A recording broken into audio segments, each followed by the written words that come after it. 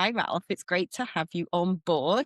26, we're in a new year. Is this going to be the year that Europe wakes up and starts to sort out its problems? Oh, well, I doubt it. And I think we will see the same on continental Europe that we see in the UK, that many of our politicians in some areas have relegated themselves to just perusing Twitter. If you think about what happened a few days ago in Venezuela, or with Venezuela, I think that's the more accurate term.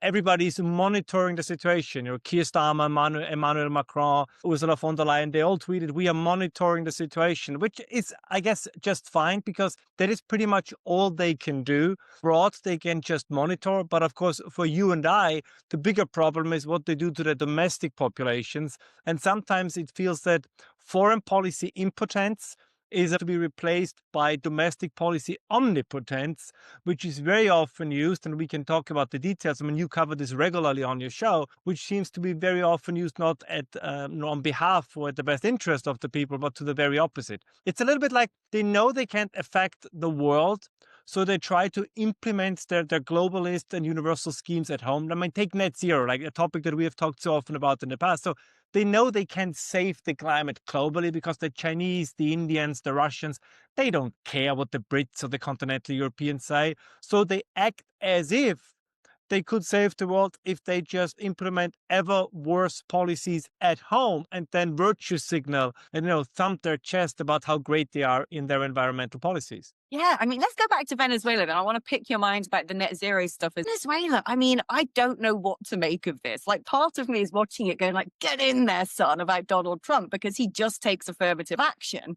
And I think, great, it was a hostile state. It was trafficking drugs into America. It had its relationships with China. It sort of seized back all the control of its oil assets. And Trump just said, enough's enough. But then there is something that makes you think, gosh, if I wasn't a fan of Trump, which I am, hands up, if I wasn't, I would be looking at the American president, literally like going in, taking a world leader, however unpopular he is, and saying, I'm going to run this from now on. That's quite a dramatic move. What do you make of it? No, I think you're right. I mean, I believe that 2026, and this is my speculation for the new year, is going to be the year of neo-imperialism. I mean, whatever you think about Trump or the United States, I'm fairly open-minded. We can go in either direction, kind of pro or the pros and cons of his actions. But this was quite clearly the action by an imperial power. I think the only difference is that in the past, it very often seemed that the United States, they tried to. I don't think they were that successful. Very often the aspiration was to be a little bit of a goody two shoes. I mean, very often with horrible unintended consequences. So I'm not saying they were successful, but the idea was to, the global democracy maker, all these ideas of nation building, going abroad. If you remember George W. Bush, that freedom is the desire in every person's heart. And if you just go there, hold elections, then every country will turn into Sweden or Denmark or something like that. Although in reality, if we take some countries, it looks not like that the Middle East is starting to look more like Sweden. It's that Sweden is looking more and more like the Middle East. But apart from that, I think there's a genuine attempt by the United States. Whether it's going to be successful, we will see. But a genuine attempt to clear the deck, to clear house in the Western Hemisphere, and particularly in the Americas. If I would be the president of Brazil, right, Luiz Inácio da Silva, I mean, I'd be, very, very worried. If I'd be the leader of Cuba, I'd be very worried. Even if I would be Ms. Scheinbaum in Mexico, I'd be very, very worried. And ironically, in Copenhagen regarding Greenland, I would also be worried. It is quite, I don't think that they would do it the same way they did it in Venezuela, but it seems to be quite clear that the United States say global policeman, no, but policing or annexing almost, if you want, our own backyard. I know it's a little bit of a derogatory term, but this is how they see it. Absolutely, yes. And I think this is what we see happen. Once again, because I mentioned Twitter before, we can have, and I'm happy to have that conversation about what this means from a moral perspective, how this is in line or out of line when it comes to international law. I mean, all of these are interesting and important debates, but I think this is the strategy. At some point, you have to look at the moves your partner or opponent, however you see the United States, making on the board, not what you wish them, right? There's all this outrage, how could they do this and what does this mean? Well, they did it.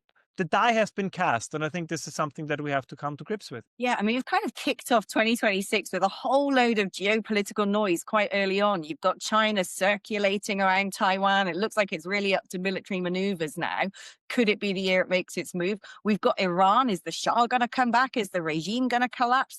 These are huge, big, potentially sort of world-changing narratives. What do you think is going to happen? Well, this is purely speculation. I'm just engaging here in speculation. Are we sure that not behind the scenes a great bargain has been struck between the United States, between China, Russia, and maybe even some other powers?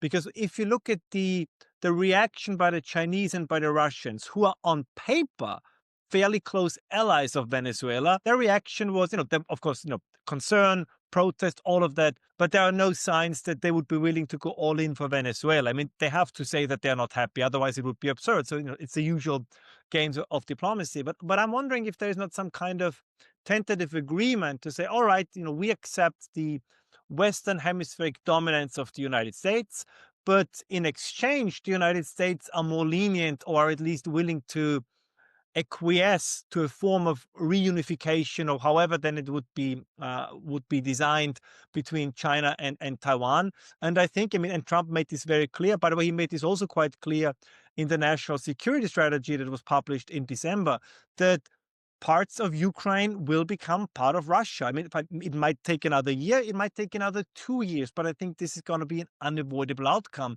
And in the months and years to come, US support for this, from their perspective, peripheral wars, I think that is going to decline. Once again, I hasten to add, I'm not saying this because I think it's good. I'm not saying this because I think it's bad. I'm saying this because this is, I think, now, as I said, I'm speculating here. It's also possible that the Chinese and the Russians say, you know what? Let's take a step back. If the United States want to get into yet another quagmire, finds forces that demands their attention, that's very good for us, because the United States cannot fight a war in Latin America, Eastern Europe, and Asia at the same time. But I think they know this in Washington as well, so they have to step back from some. And it seems to me that they're willing to engage more in their own periphery and less in everybody else's. I feel like for Trump, there's been a sort of huge shift in his priorities, even in the space of a year, where initially he was quite sort of xenophobic, let's say, concerned about China.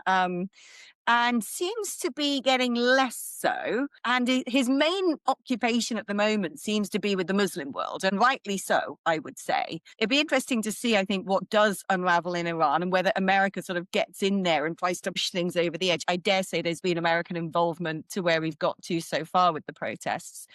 But also this sort of a staggering speech, well, not staggering speech, actually, it's what we've grown used to in the last few months, but Trump addressing the UN, and basically his entire spiel was about Europe not being Europe anymore, letting go of its heritage. And he set in place, as far as I understand, for his diplomats around Europe to be reporting back on what he considers human rights offences caused by immigration. I mean, do you think, given that Trump seems to be becoming increasingly assertive, doing what he wants, how he wants to do, how might he use that against Europe? I'd imagine the next Oval Office meeting between Trump and Starmer, if it comes to pass in 26, isn't going to be as cuddly as the first. I wouldn't be surprised if there was, sort of public shaming. But I don't know. I am wondering. He really does seem to have, this concept that we are in the 11th hour in Europe, which I think the question is, Europe ain't going to do anything about it, right? They're going to do everything to block the populist parties. And so is America going to intervene, and how? I think if there's a lot to unpack here, if we start with the first point, all of us, including myself and probably you as well, we have a bit of a Middle East hangover. And what I mean by this is there is still this assumption that was true for a certain period of time, that it's a geopolitically very crucial area. Now, I'm not saying it is a geopolitical, neglectable area, but given now the situation with Venezuela, who has the world's largest, proven at least, reserves in crude oil, then of course we had the shale revolution in the United States. So the role of the Middle East, or its importance, was to a large extent defined by its richness in oil. But since now everybody else has oil as well, and to be quite honest, if you look at the numbers, we find more of that stuff the more we look.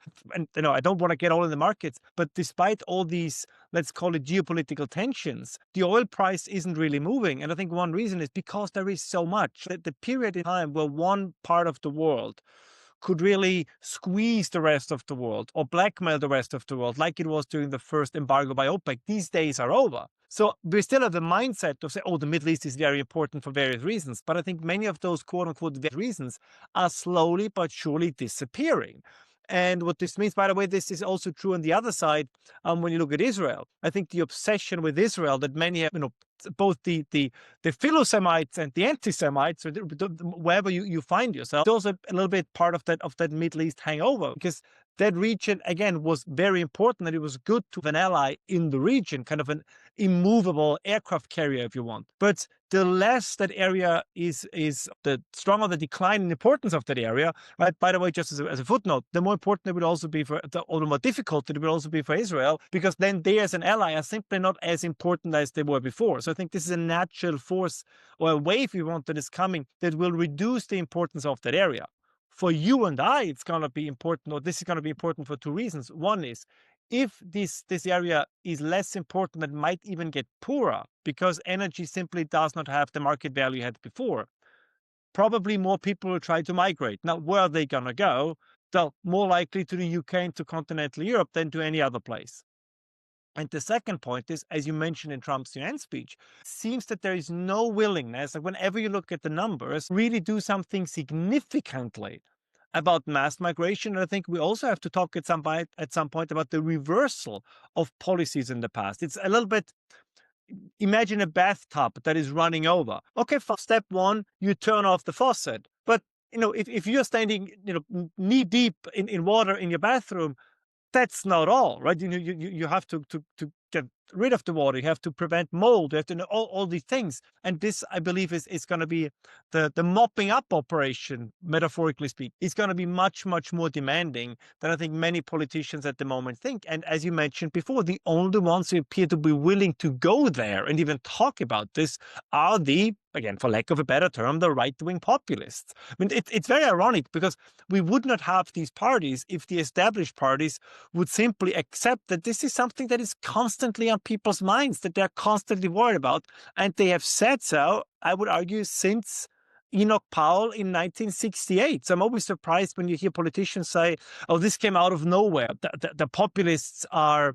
what is it? They are riling up, they are creating fear. No, like this fear has been around for 60 years. It's just that you guys didn't react to it. And now people turn to parties that at least promise to react to it. So that's the thing, you hear about a lot of high-profile populists talking about mass remigration, but no one is able to put meat on the bones of what that would look like. And that's something that I've got a big question mark over, because it needs to happen. And it's not going to happen under a Labour government. Let's see if we get a Reform government. They're going to use every dirty trick in the book to try and stop that. But if that's the case, you can't just turn around. I mean, you could do anything. Technically, you could become Idi Amin if you wanted to. But it's very difficult to turn around and go, this is how we're going to suddenly move this chunk of people who don't really belong here elsewhere, particularly as so many now across Europe, actually second, third, fourth generation. I mean, the way I look at it, as a continent, we're going to have to come up with, or at least as a country, if I'm looking from the UK perspective, some kind of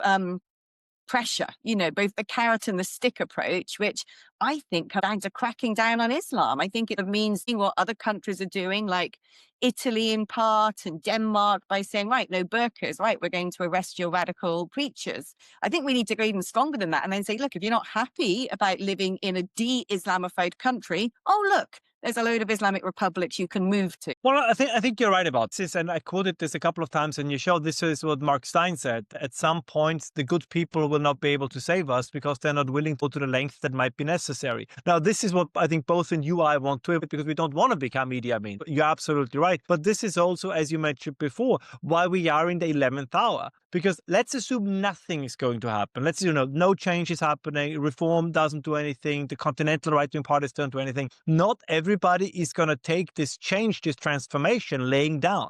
So at some point, then you move more and more into civil unrest, civil war-like scenarios. As David Betts of King's College London has, I think, been screaming from the rooftops now. So as you said, the question is what can be done. And I think there are things that could be done. The first step is just to recognize and accept that no country has magic soil. This idea that was so dominant over the last 60 years that you just cross a border into a new country, and then it doesn't matter if you came on the Mayflower or if you just came across, the southern Mexican border and you're originally from Somalia. You're basically the same kind of American as both of you are more or less the same. It's the same in the UK, right? It doesn't matter if you can trace your heritage back 5 generations. Somebody who just got off a boat on the Channel, just as British as you are. I mean, this is absurd. And we have proof, just to be very clear about this, why it is absurd. Because if it would not be the people, if it would just be the laws, the propositions, or even the values, then why is it that Western constitutions, the British Constitution, the American Constitution, with few exceptions where you would expect it to work, never stuck? I mean, if you look at, this is not from me, this is from somebody else, whose name, unfortunately, I've forgotten, so I can't give him credit, who said, look at the Constitution of Liberia. When based on the written constitution, Liberia is awesome. Civil protections. You read this and say, oh my, this must be a flourishing, great society. But it isn't. And I think one of the last, transfers of power, it's that the one guy was, I think, eating the ears or the genitals or whatever of his predecessor. So, and again, different cultures, you know how it is. And the point is, the written document alone makes a difference. We have been, in Afghanistan for 20 years trying to implement quote unquote Western values, and it didn't work. I mean, this is just, at the end of the day, a nation is its people. It's not just a name on a map. And this is what can always drives me up a tree. At the end of the day, you can still have a place called England or Germany or Austria, but if 50%, if 60%, I'm exaggerating, although when it comes to the cities, I'm not really exaggerating. And if you look at primary schools and you look at the composition, I'm also not exaggerating. If they are from Syria and the broader Middle East, your country will look more like Syria and the broader Middle East. Sweden is the other example. I mean, I can just recommend it to all of your viewers. Look at the news coming out of Sweden on a weekly basis. I mean, gang wars and grenade attacks, female genital mutilation. Like, these are all things. Are they typically Swedish? I mean, Sweden is the country where you think of men and women sharing the sauna, of a country of deep egalitarian principles and feminism and whatnot. You don't really think about gang wars and radical Islam, but here we are, and I think this is the first step, because then you can tell the people of your country, as you said, you assimilate. And if you don't want to, we either make you assimilate or we make you leave. I know this is, and there will be pictures that are brutal. And there will be, like in the United States, oh, how can you deport somebody who has been here for 30 years? And this is the thing. The question at the end is, do you want to survive as a nation or not? And if the answer is yes, I am afraid that the longer you prevent doing those steps, the harsher, more brutal then the results have to be. And I'm not going to name any names, because I said this before, because they are not here to defend themselves.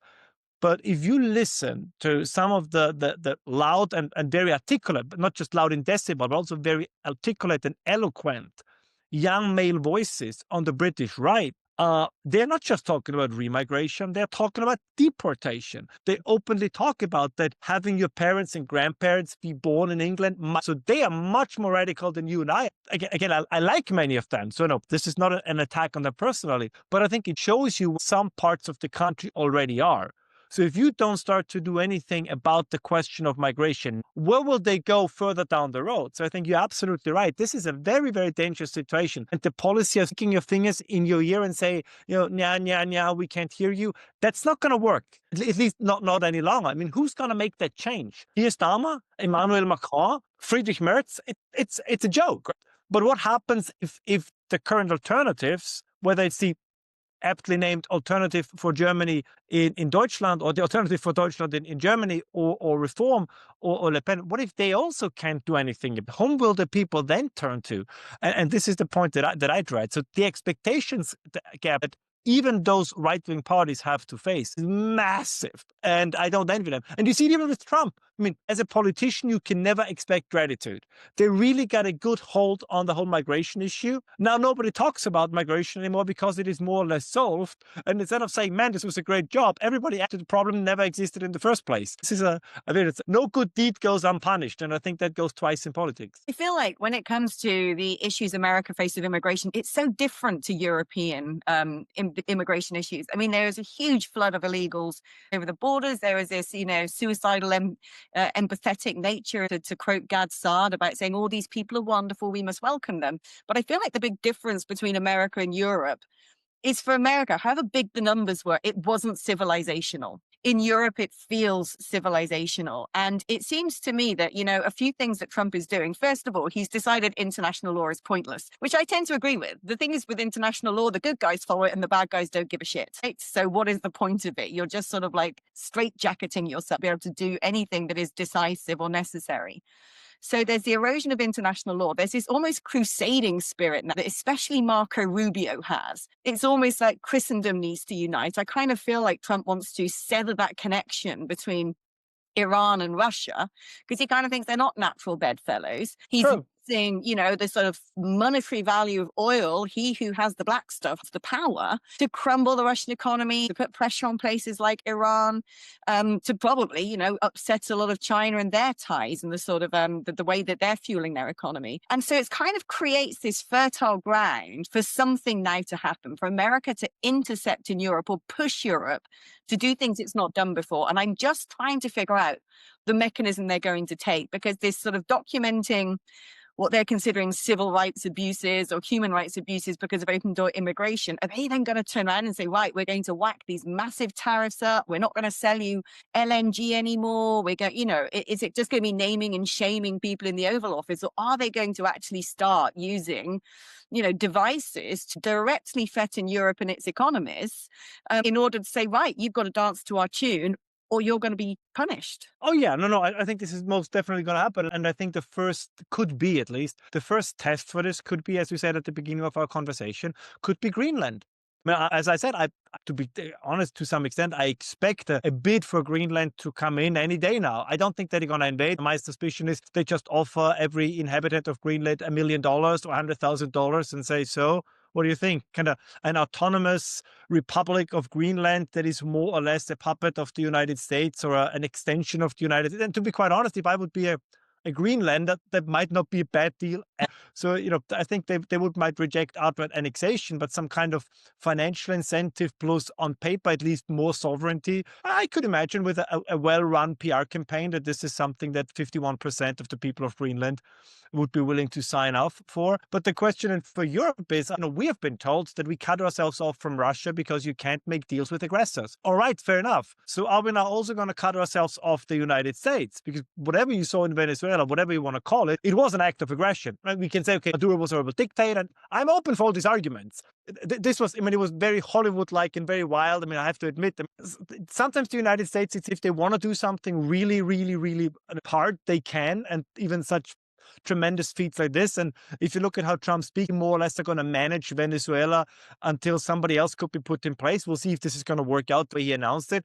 But this is more or less the takeover of a country. This is nothing short of that. That's, first of all, be imperial, but also, the differences. People say, oh, you can't compare it to Russia. Oh, fine. There are some differences, of course, but the principle of sovereignty in both cases was not very well respected. So if the Europeans put their money where their mouth is, they would have to break off all contacts and all conversations and all trade relations with the US, which is, of course, not going to happen. But then, that being put aside, we have another issue that historically is fairly new. We can go into more detail as we continue this conversation, which is that it's not just the West that has a civilizational crisis. It's also China. It's also Russia. Increasingly also India. Pretty much everywhere where birth rates are falling. There's a massive demographic shift, with one exception, parts of the Middle East and, of course, the majority of sub-Saharan Africa. Numbers are declining there as well, but they go from, I think, children per woman down to 6 children per woman. So, it's a very, very slow thing. So in trends, the only people that, or the majority of people that will be around in 200, 300, 400 years, given current trends, things can always change, of course, in Middle Easterners and Africans. Good for them, right? And it's not an indictment of them, but as you mentioned, even if we pull up a huge wall and close our borders and no more migration takes place, we still have to solve the demographic problem. Because if the choice is on Europe into a caliphate or a vast empty space, I find both of these options not particularly encouraging. And we don't really have an answer. I know very often the people say, well, it's financial, right? People can't afford to have a family.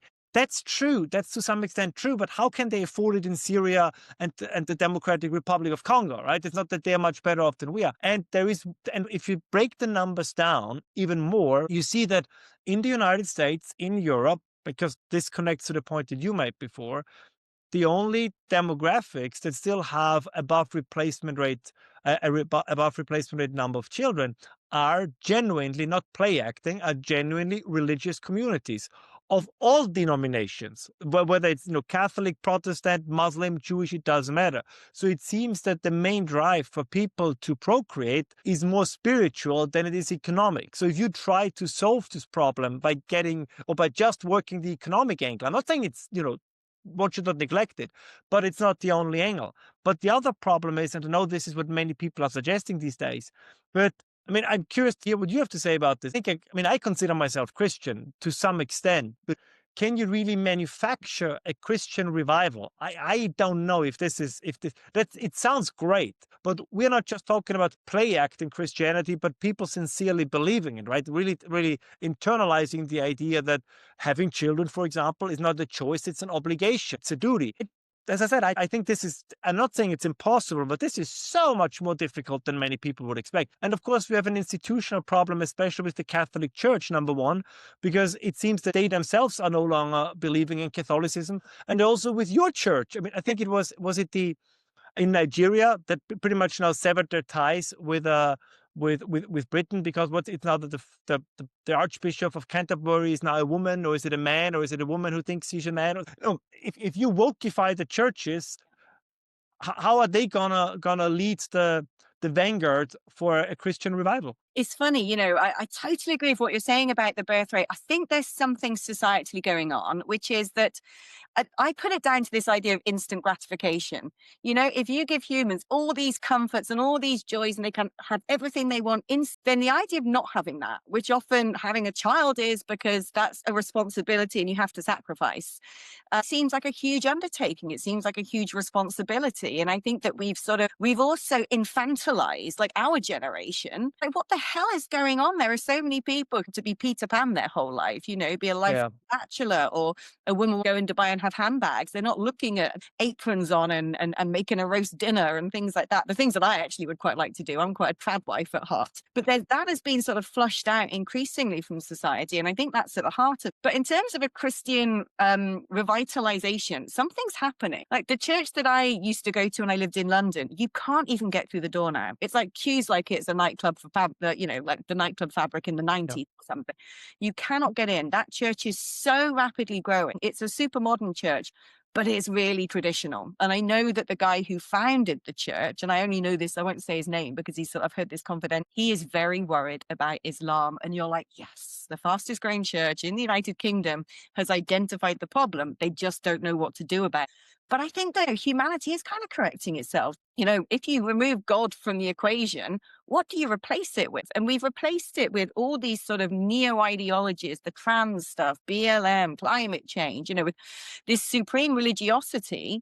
And people are realizing it's shallow, it's hollow, and that there's something missing and everything's falling apart.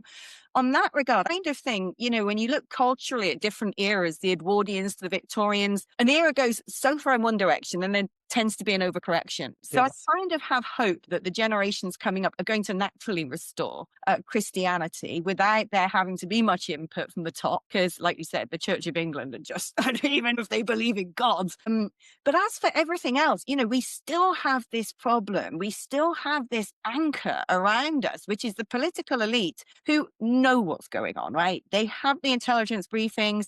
They know that the boat crossings and this mass migratory flows across Europe are going to bring terror threats, are going to demographically, irrevocably change our societies, is impovering us. They've got the data on economics. They can't play the game of, we need it for GDP anymore.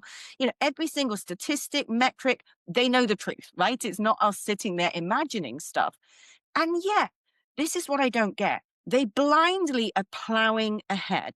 I don't understand how these people are wired up, because they could pull like anyone right now. Von der Leyen could pull an emergency lever and go, mass migration is a crisis in Europe. We're going to temporarily disband Schengen. We're going to put back in border controls. We're going to build massive detention centers for anyone who's come here illegally. We're going to create a new European treaty that makes it possible to instantly deport people. We're going to make sure that countries that aren't taking people back don't have any trade with us. I mean, there's 1,000 things that could be done.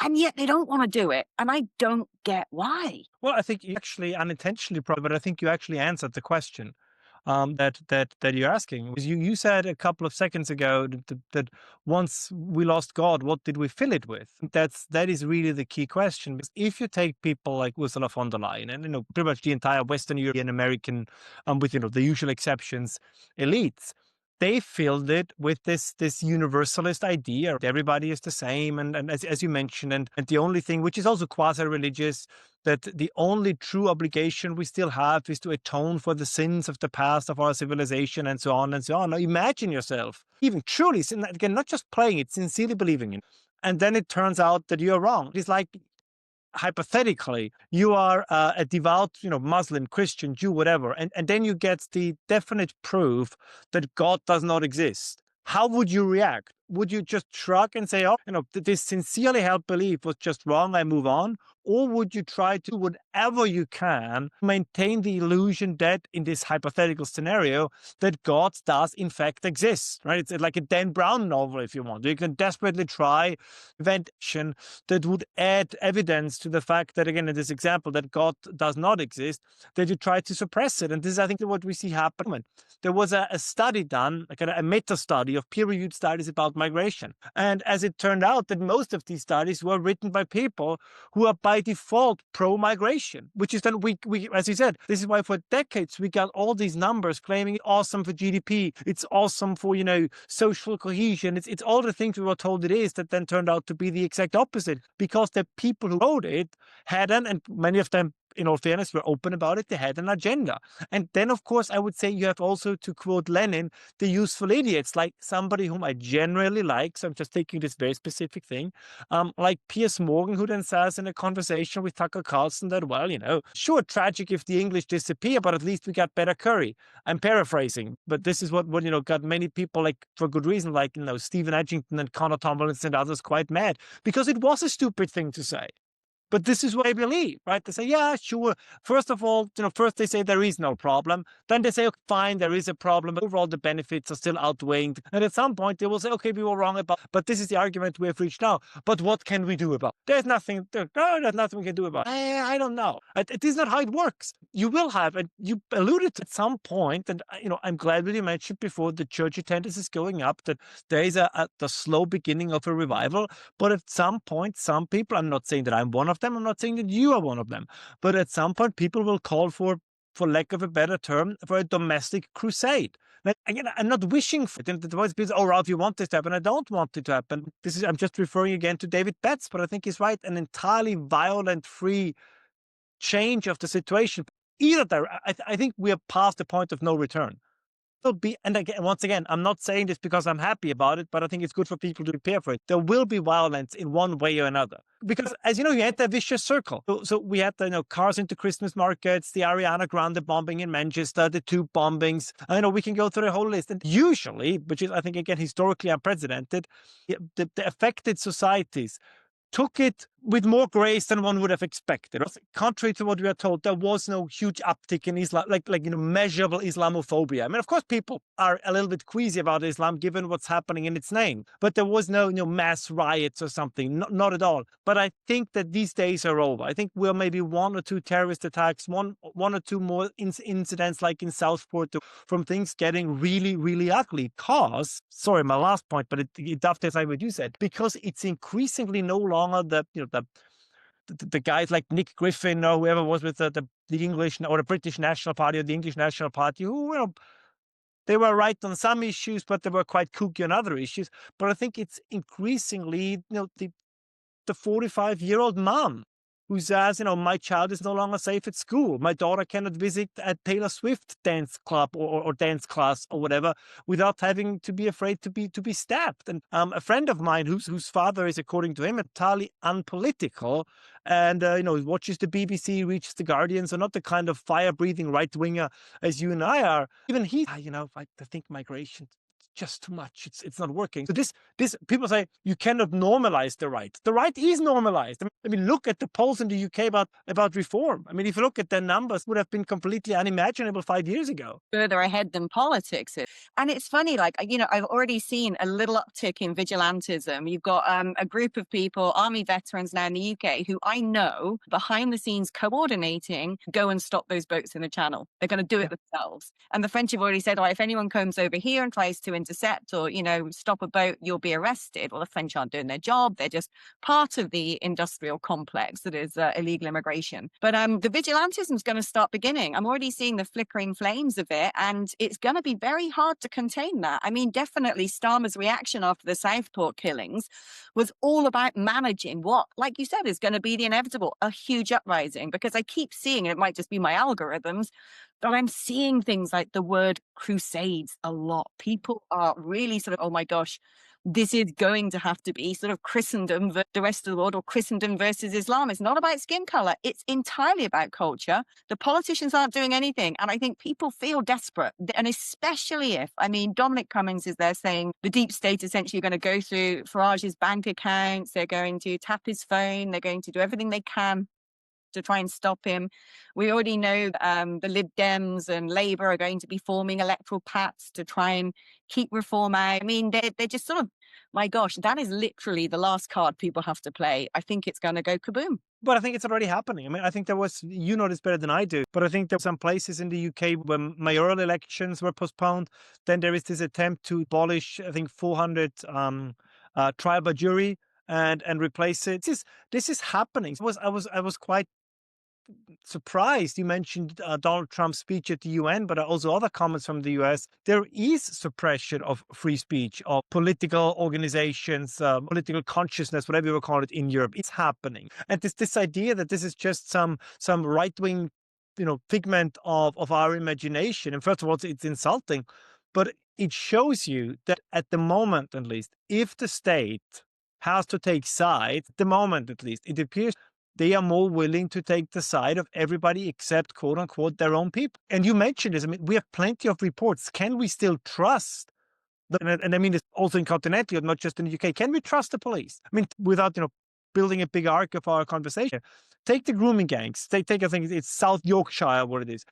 Pretty much the police was either covering the grooming gangs or they were actively participating in it. There is, we had similar cases in Austria. We had similar cases on a smaller scale in Germany, but I think also in the UK. But are we sure that there are no Islamist networks in MI6 and MI5? These are all dimensions nobody has been talking about. What happens if your police force is, let's say, 25% Muslim?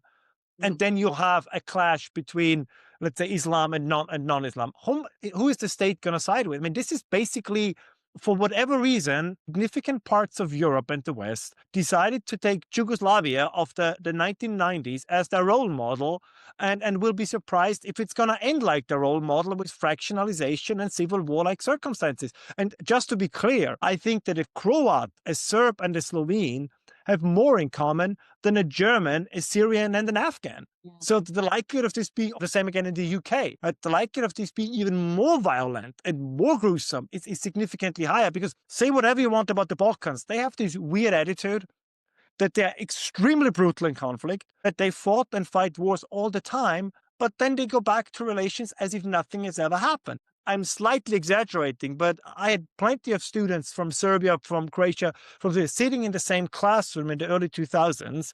So one can assume that their parents, or at least their grandparents, were at war with each other. But they made jokes, the stereotypes and all of this, but there was no animosity. There was no, oh, you're a Serb, I cannot talk to you. So this is a very unique, let's say, relationship, because at some it's like the Germans and the Russians, right? Despite all these horrible wars, there are still things that tie those people historically as much together as it separates them. But what really ties Syrian to Germany?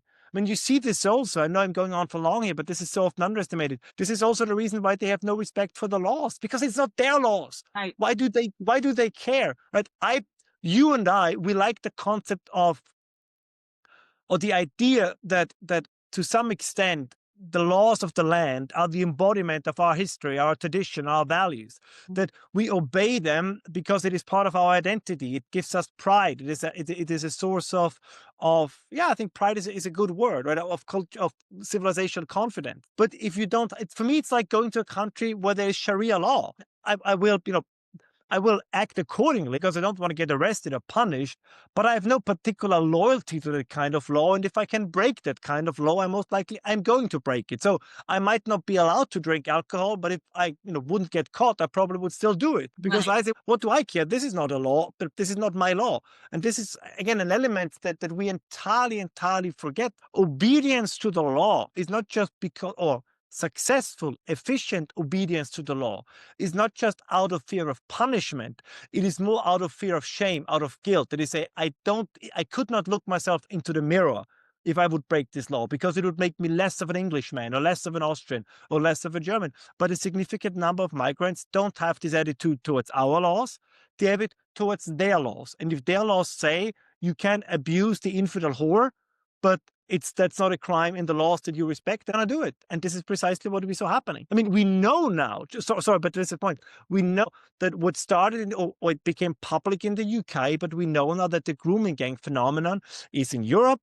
It is, we had similar instances now in Minnesota, in the United States. This is part and parcel of some elements, at least, or of the story of a growing Muslim minority in a country. Once they reach 10, 12, 15%, these things are happening. Is it every single Muslim? Of course not. But is it a significant number? Yes. And by the way, if you allow me to say, this is the last point, we never do this with any other ideology. Right? Yeah. I never hear anybody say, well, we cannot say that all the Nazis were bad. Some of them were really bad, but they were like the good Nazis. Or Hitler just interpreted Nazism wrong. There was this other guy nobody listened to who really had like a liberal version. This is not what we do. Once you pick an ideology, you're responsible for picking that ideology. And by the way, we see this in Catholicism too. When somebody says, well, I'm a Catholic, but I don't believe in what the church is saying. Well, then you're not a Catholic. Right. This is the thing. I mean, Islam is a crusading religion. You just Yeah. people pick on. I want to talk about that in a minute in terms of how that's going to reflect in Europe. But at the core of Islam is the Ummah first. They don't believe in countries. They don't believe in democracy because it's Allah and their religion, and they want to spread it. It is a crusading religion. And so you've got those who are very assertive, and they're very wily and very clever how they do this. They do it through democratic means, even though they don't believe in democracy. They do it through grievance narratives. They do it through birth rates. They know what they're doing, and they say, well, it's not going to be my generation, but this is going to happen. You can't stop us. And I kind of worry that they might be right. But if you're a so-called moderate Muslim, and you might not be the one going, I'm going to go and move to Britain and have 8 children, ha, ha, ha, and try and introduce Sharia law.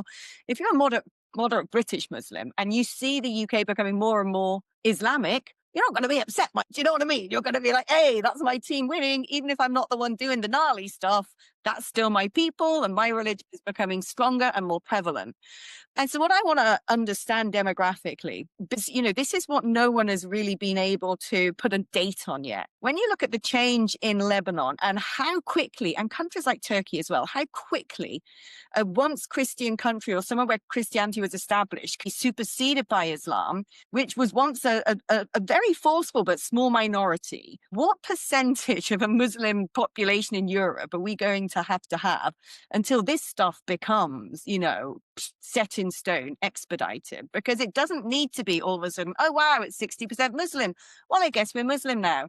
It seems to me that you get to a certain threshold and they're able to spin things very quickly from that position of force. And terrorists in the UK who want to rise up and take over the parliament and, start annexing cities, they could do that. If you look at the size of our army and our police, we'd be screwed if 100,000 mobilized. And so that's kind of what I'm thinking. I just feel like something's going to happen in our lifetime unless something happens right now to stop it. No, I think you're absolutely right. And I believe that very often the numbers game is played in a way that there is this weird idea that as long as something is below 50% or 51%, nothing is changing.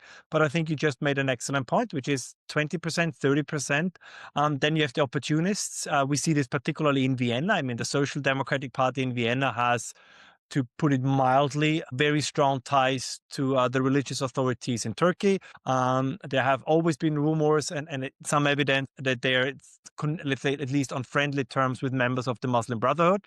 So, and this is what they do, right? The left sees, for whatever absurd reason, they see Islam as the natural ally.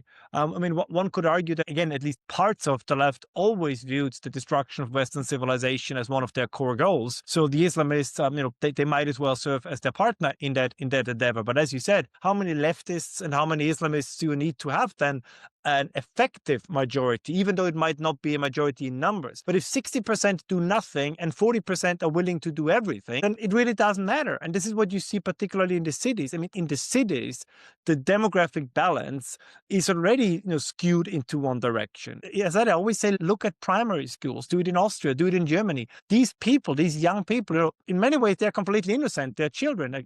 No doubt about this. But they get socialized. They get marinated in a specific worldview. And at some point, they are citizens, many of them. They will go to the voting booth. So whom will they vote for? Like, they will say, well, is this party in line with my values? And if these values happen to be Islamic, they're going to vote for it. And to ignore this or to act as if this is, this is years in the future. This is not the turn of the century. This is going to be the case in 10, 15 years. Demographic change happens very, very, very quickly, particularly at the moment. Birth rates plus migration plus family reunification is a very, very potent mix. The same people who told us no migration problem are telling us that there is no demographic change. Well, they were wrong on the first count, and they will also be wrong on the second count. Oh, it brings me back to my question of how is this going to suddenly be reversed? People use all the terminology. I've only got one concept, which is just justified, and then the Muslims, if they don't like it, should move. But the thing is, they probably won't. And they will fight hard to make sure they still get their own way. They don't obey by rules then. I just can't, unless there suddenly becomes a policy in the future where it's like, right, if you're a Muslim, get out. A bit like a partition, as we had, between India and Pakistan, right? All the Muslims now on, you have to go live in Birmingham. Or I don't know. I'm trying to visualize how we might solve this problem politically with policies that could be at least palatable to the general public, not Idi Amin level. But also, how quickly, how urgently, because every passing day, we're seeing more and more exercises in this Islamic assertiveness. Certainly, some of the stories over New Year's Eve, hundreds of cars burnt in Strasbourg. Right. I don't think those were the, Strasbourgians, the Alsatians going out deciding to just light some stuff on fire. Let's burn down some churches. Hip, hip, hooray. It's 2026. We know who's done that. Again, you've had the sort of mass sexual assaults in town squares and New Year's Eve across Europe. They don't care. It's happening more and more and more.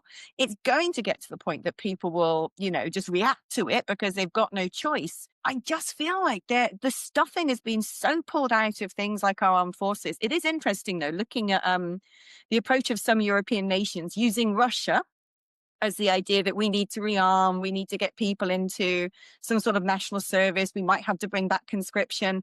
I wonder whether that is about Russia. Oh, yeah. No, I think that's a very fair question. I think you're absolutely right. The question, of course, is like, if you bring conscription back, what's that army going to look like?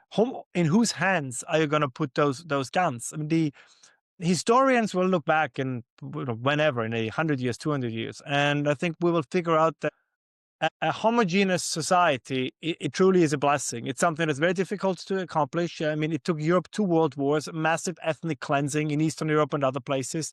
But ultimately, we see some of the best functioning states in the world, or at least culturally, maybe not ethnically, but culturally homogeneous. And, whether it's the Scandinavian, or whether it was, I guess is more accurate, the Scandinavian countries, or whether it's Switzerland. Yes, I know Switzerland has 4 different languages, but they all, ethnically Swiss or culturally Swiss. And the United States, to some extent, have been an exception. Although I will say that, let's say, the more diverse the United States are, the more pronounced the problems have become. I mean, I think Malta is a good example of this. It turns out that Swedish migration has different consequences than Somali migration. And I gotta admit, I mean, I just recommended, maybe you can show a picture before you put this online. They changed now the state flag of Minnesota. It basically looks like the Somali flag. It's completely, it's insane. I thought it was a joke. So I thought, okay, so this is a meme. Until I looked at it, it's not a joke. It's like this blue cross or this blue arrow. It more, I guess, I mean, everybody who's listening to me, look it up for yourself, make up your own mind. But this is where this is going. The situation we are in is like a Gordian knot, and you mentioned it already.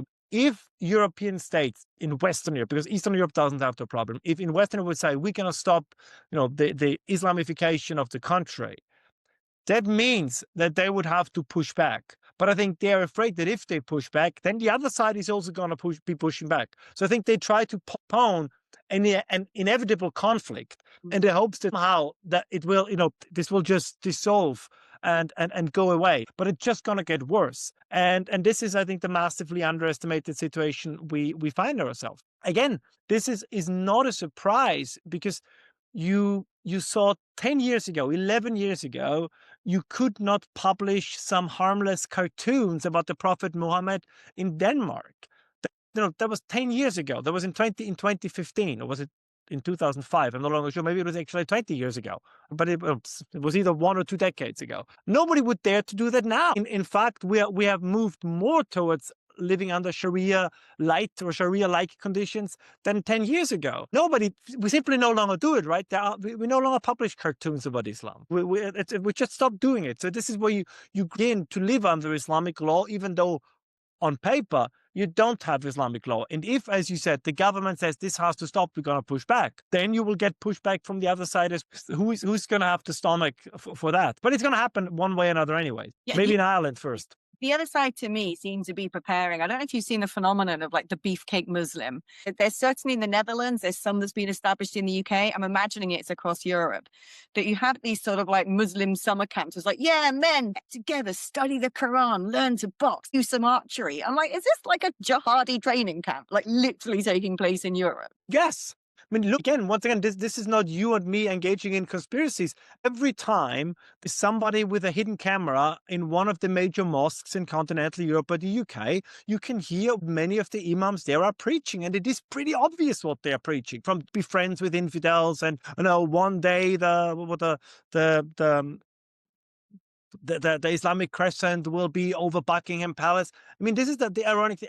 To be quite honest, sometimes I really feel for the Islamists, because no matter how openly they say what they want to do or how much they do what they say they will do, there is always this huge segment in the West who simply refuses to believe them. I mean, I give you one quick example. When you had this horrific terrorist attack in Australia, there was like a huge segment that said, oh, this was a false flag operation by the Mossad.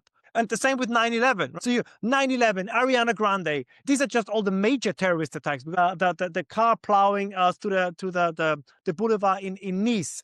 You had the Spain train bombings. You had the assassination attempts of the Danish cartoonist Charlie Hebdo, Bataclan.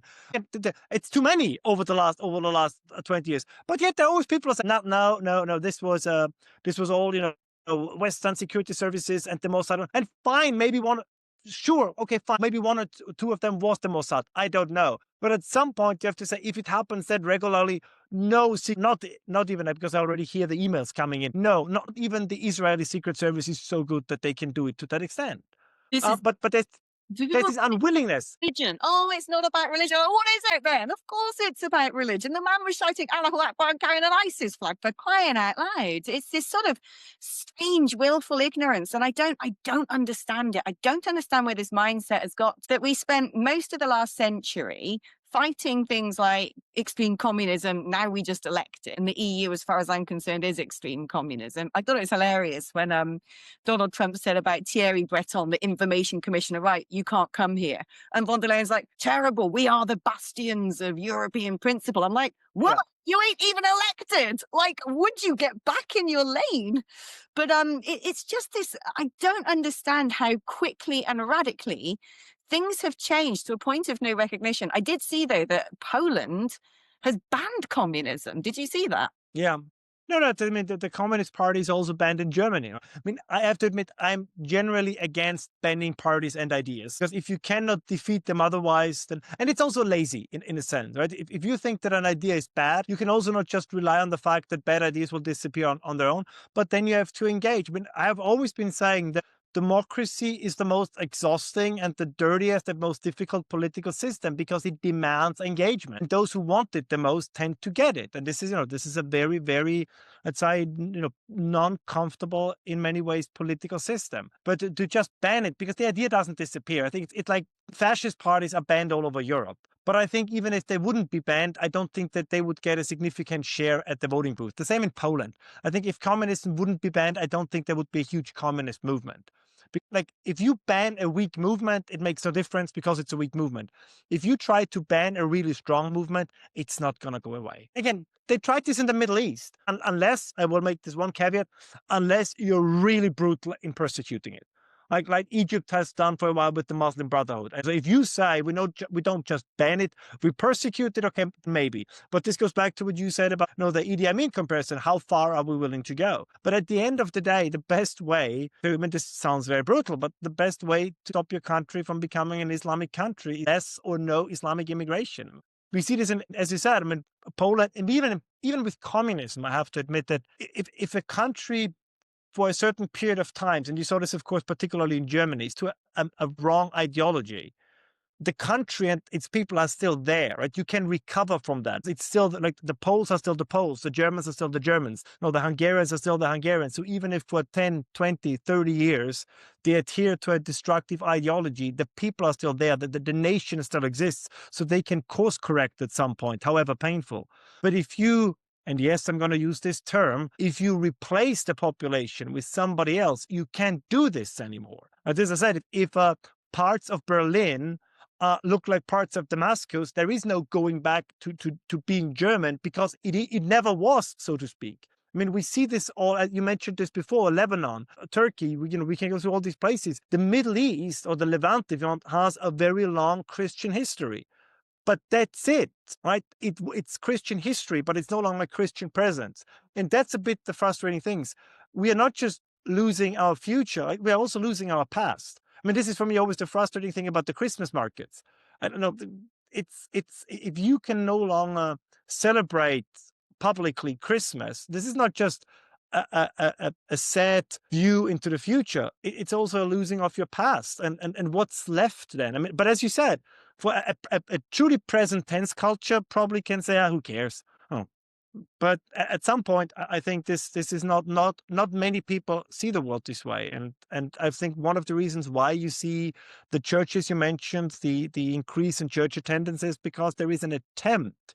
Some will do it on the surface, some will do it on a deeper level, regain one's cultural confidence and to reestablish the connection to the past. And the more people do this, the less willing they will be to just give it all up. And if they feel that the states, the government, is not supporting them, they will turn against the government and they will turn against those whom they view as their enemies. And not all of them will be peaceful. If you allow me this one last remark, it has always struck me as absurd that in a world where everybody took it for granted that Protestants and Catholics cannot live side by side in Northern Ireland, that somehow we believe that this is going to work just splendidly between secular postmodernists and radical Islamists, always struck me as a very odd proposition. And I think we're going to put it to the test in the near future. I mean, something that strikes me, you and I dare say, have both dedicated pretty much our entire adult lives to fighting the good fight, even when everyone thought that we were the mad people, even when we were the minority, even when we were ridiculed and ostracized and demonized.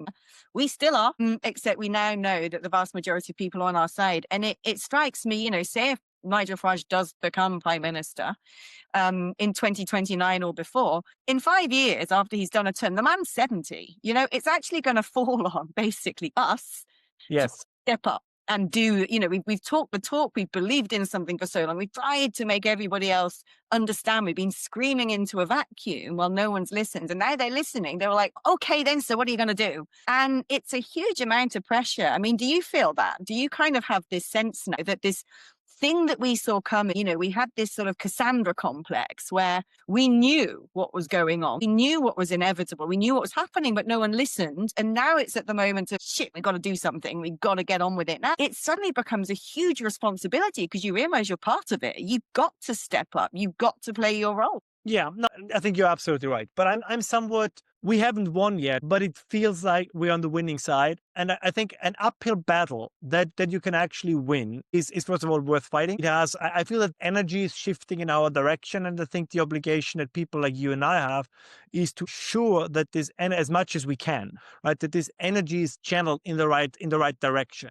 As you said, we don't want to become like Idi Amin. So this is, I think, is always a good comparison. But I think that the potential is there. As you said, the 11th hour, but it's not past the 11th hour or the 12th hour. So I'm still somewhat optimistic. And those, at least that's been my experience, wherever I go, and it doesn't happen often, but the few times when people, again, it happens very rarely, unfortunately, my fame is not where I wish it would be. When I do get recognized, usually the feedback is exclusively or positive. I've never encountered anybody in the UK, in Austria, that's the occasional email or something, particularly when it goes into the whole Israel thing, the usual, the usual stuff. On these issues that we talked about today, I've never encountered anybody from quote unquote the people who is against it. You get the occasional tweet by some member of parliament or so, as we would say, the members of the elite to say, oh, you're just a fear monger, alarmist, or whatever. But I never have to fear for my safety, I think, in a way that many of them have to. So I don't think that people are itching to throw banana peels and